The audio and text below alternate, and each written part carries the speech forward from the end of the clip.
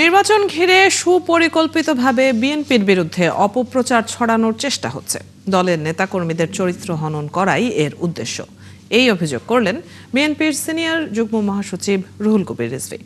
বৃহস্পতিবার দুপুরে রাজধানীর শিল্পকলা একাডেমিতে নির্বাচনী প্রচারে জাসাস নির্মিত গানের উদ্বোধন অনুষ্ঠানে এই অভিযোগ করেন তিনি।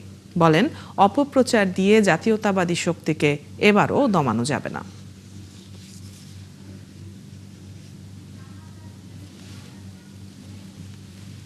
যারা গণতন্ত্রের জন্য আপোষহীন সংগ্রাম করলো, যারা গুপ্ত এবং সুপ্ত হয়ে আওয়ামী লীগের বোরখার নিচে যারা থাকেনি, আওয়ামী লীগের আবরণের মধ্যে যারা থাকেনি, যারা সত্য এবং নয়কে সুস্পষ্টভাবে রুদ্রালোকের মধ্যে যারা বলেছে, তাদের বিরুদ্ধে আজকে কেন জানি মনে হচ্ছে সুপরিকল্পিতভাবে